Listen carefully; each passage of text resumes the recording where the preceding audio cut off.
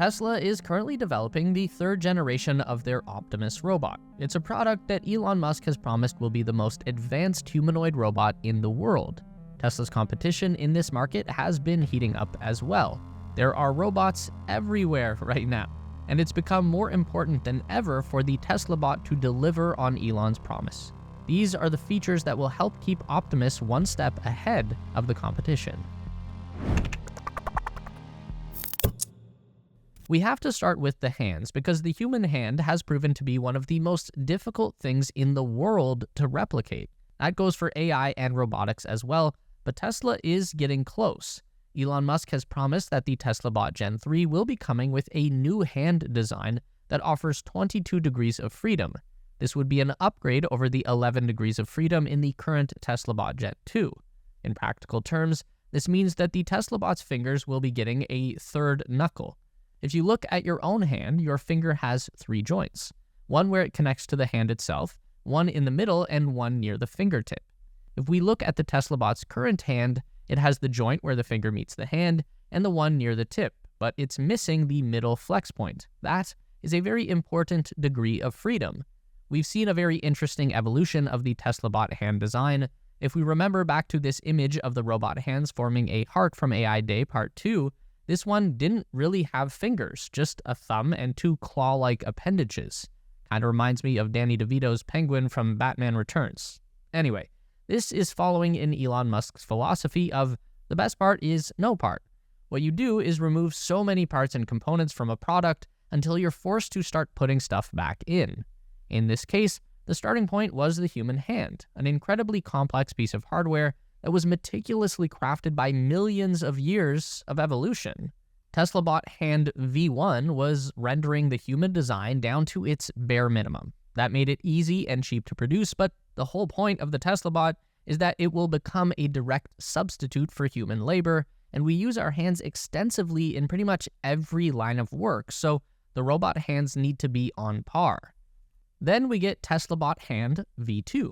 They started putting stuff back in, making it more human-like, so there are fingers now, but Tesla is still trying to get away with simplifying biology, and it works well, but there's still something missing. You can tell by the way the Gen 2 bot holds stuff. It doesn't ever seem to have a really solid grip. I've tried this, it's not physically possible, but imagine if your finger could only bend in one spot instead of 2.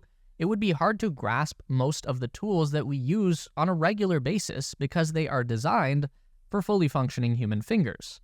So now we get to the Tesla Bot Gen 3 hand. It will have that middle knuckle, but it will also have an additional degree of freedom that no other human robot has ever used.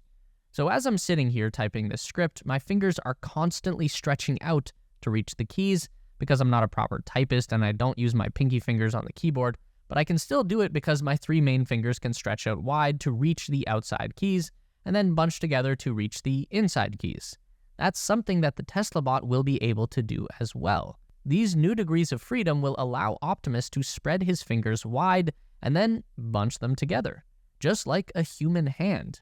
Elon Musk has promised that Optimus Gen 3 will be able to play a piano, so that should be pretty cool to see. This would put Tesla's robotic abilities one big step ahead of their strongest competition, which at this point is coming from the relatively new robotics company, Figure, who just released a video of their Gen 2 humanoid robot. Figure 2 has 16 degree of freedom hands, meaning it does have the third knuckle, so we can see what that looks like on a humanoid robot, and it gives Figure 2 the ability to make a tight fist just like a person, though we can also see that Figure 2 does not have the ability to spread its fingers. The reason that Figure are able to be competitive with Tesla after only 2 years of existence basically comes down to their support network. Figure is backed by Microsoft, Nvidia, and OpenAI, so all that they really need to focus on is the robotics aspect, and their partners can take care of the rest. While we're looking at the Figure robot, it's pretty easy to spot some major design differences between the two. Figure has a big, thick hand and fingers, while Optimus has a much more human-like anatomy. The reason is that Tesla uses a very human-like control system for their hand, while Figure has put a bunch of electric motors or actuators inside the hands and fingers of the robot. Tesla opted to use metal tendons that run through the hand and into the fingers. Again, same deal in your own hand. It's not full of muscles. If you clench a fist and release it, you'll feel muscles flexing way back in your forearm. That's where the hand really gets its power from, and the same happens in the Tesla bot. We also notice a big difference in the wrist of Figure 2 compared to the wrist of Optimus. Again, Figure is chunky, while Tesla is sleek and human-like. This comes down to a preference in actuators. Figure obviously prefers rotational actuators for its robot joints, which are basically just electric motors. Instead of spinning around, they just rotate small amounts to move the joints, while Tesla prefers linear actuators, which are also electric motors, but they function more like pistons. They extend and contract to move a metal rod in and out that pushes and pulls on the robot's joints, which, yet again, more closely mimics the human anatomy. Every move you make is a balance of muscles contracting and relaxing. Aside from their very flexible hand, one of the biggest flexes in the new Figure 2 video is the section where the robots are performing tasks on an assembly line.